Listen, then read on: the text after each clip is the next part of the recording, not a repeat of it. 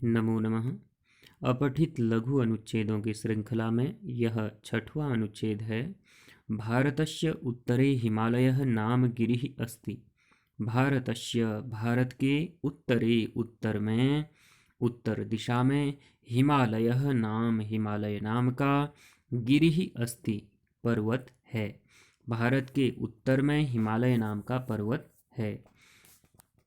पुरा हिमगिरौ ऋषीणाम आश्रमाः आसन्।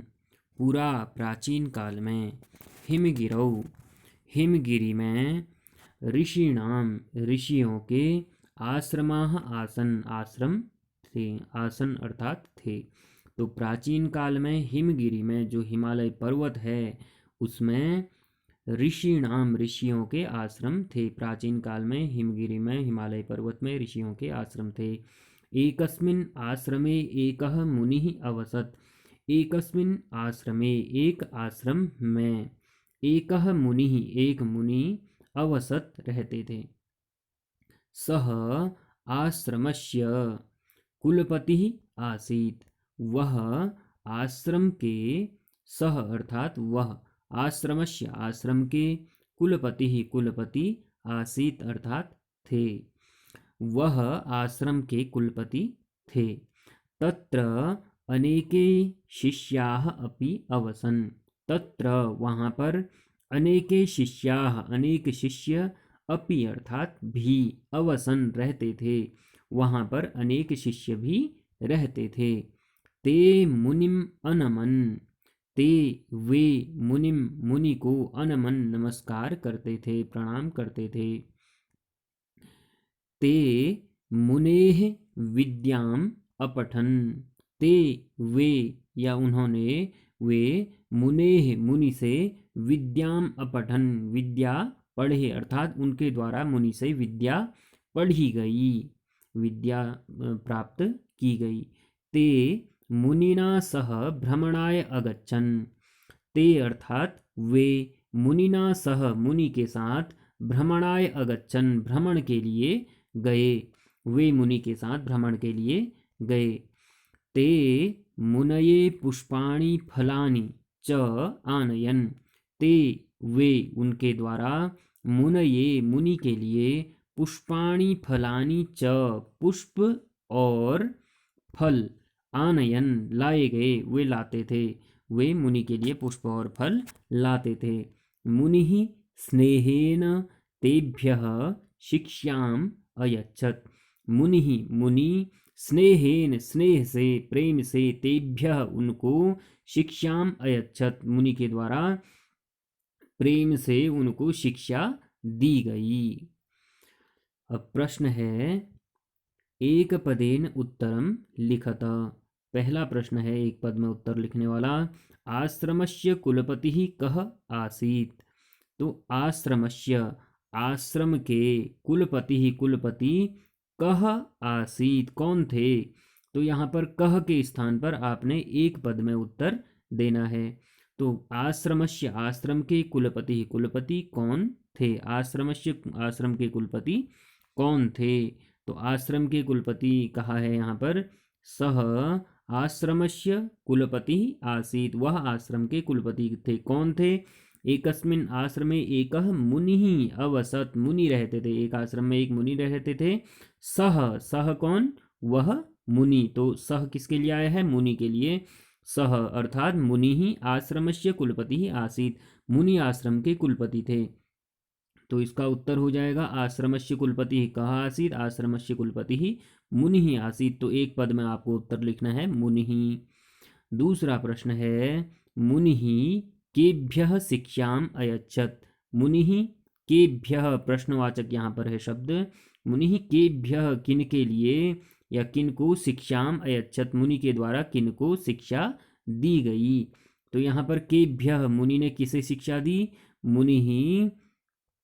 मुनि स्नेहेन तेभ्यः केभ्यः तेभ्यः मुनि ने किसको शिक्षा दी उनको। किनको दी उनको। वे कौन थे। अब वे थे शिष्य। जो मुनि के क्या थे शिष्य थे। तो शिष्यों के बारे में आया है तत्र अनेके शिष्याः अपि अवसन वहाँ पर अनेक शिष्य रहते थे, उनके द्वारा मुनि को प्रणाम किया जाता था। और ते मुनेः विद्याम अपठन, और वह मुनि से विद्या प्राप्त करते थे। ते मुनिना सह भ्रमणाय गच्छन्, वह मुनि के साथ भ्रमण के लिए गए। ते मुनये पुष्पाणि फलानि चानेन, और वह मुनि के लिए पुष्प और फल लाए। मुनि स्नेहेन तेभ्यः शिक्षाम अयच्छत्, मुनि के द्वारा स्नेह से उनको शिक्षा दी गई। तो किनको शिक्षा दी गई? शिष्येभ्यः। केभ्यः केभ्यः शिक्षामयच्छत्? मुनिः केभ्यः शिक्षामयच्छत्? मुनिः शिष्येभ्यः शिक्षाम अयच्छत्। तो शिष्यों को उसके द्वारा, मुनि के द्वारा शिक्षा दी गई। अब अगला प्रश्न है पूर्ण वाक्येन उत्तरतः। अब पूर्ण वाक्य में उत्तर देना है। शिष्याः केन सह भ्रमणाय अगच्छन्? शिष्याः शिष्य, केन सह किसके साथ, भ्रमणाय अगच्छन् भ्रमण के लिए गए। तो शिष्य किसके साथ भ्रमण के लिए गए? शिष्याः मुनिना सह भ्रमणाय अगच्छन्। यहाँ पर उत्तर है इसका ते मुनिना सह भ्रमणाय अगच्छन्। ते अर्थात शिष्याः मुनिना सह, मुनि के साथ, भ्रमणाय भ्रमण के लिए, अगच्छन् गए। तो यहाँ पर उत्तर में आ जाएगा मुनिना सह। तो है शिष्याः केन सह भ्रमणाय अगच्छन्, तो मुनिना सह, केवल केन के स्थान पर मुनिना आ जाएगा, बाकी वैसे ही आ जाएगा। शिष्याः मुनिना सह भ्रमणाय अगच्छन्। अब अगला प्रश्न है निर्देशानुसारम उत्तरतः। प्रश्न में निर्देश दिया गया है, उसी निर्देश के अनुसार आपको उत्तर देना है। अनेके शिष्याः अनयोः पदयोः किं विशेष्य पदम अस्ति? अनेके शिष्याः पद दिया गया है यहाँ पर। अनयोः पदयोः, इन पदों का, किम विशेष्य पदम अस्ति, इनका विशेष्य पद क्या है? तो विशेष्य की जो विशेषता बताता है उसे विशेषण कहते हैं। तो यहाँ पर अनेके शिष्याः में शिष्याः इसका जो है विशेषण पद है। ऊपर पंक्ति में भी देख लेते हैं।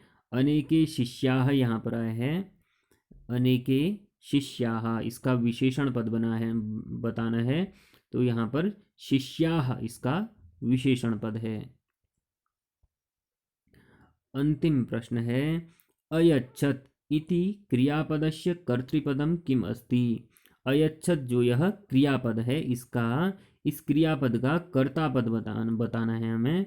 अयच्छत् यहाँ पर आया है अयच्छत्, तो अयच्छत् का जो कर्तापद है वह है मुनि ही करता है। मुनि ही अयच्छत्, मुनि के द्वारा दिया गया। क्या दिया गया, किसे दिया गया? तो मुनि ही अयच्छत्। मुनि ही किम अयच्छत्? मुनि ही शिक्षाम अयच्छत्। मुनि ही केभ्यः शिक्षाम अयच्छत्? मुनि ही तेभ्यः शिक्षाम अयच्छत्। मुनि ही कथम तेभ्यः शिक्षाम अयच्छत्? मुनि ही स्नेहेन तेभ्यः शिक्षाम अयच्छत्। तो यहाँ पर कर्ता है मुनि और उसकी जो क्रिया है वह है अयच्छत्। तो इसका उत्तर हो जाएगा यहाँ पर अयच्छत् इति क्रियापदस्य कर्तृपदम किम, तो मुनि ही इसका कर्तापद है। आपका बहुत बहुत धन्यवाद।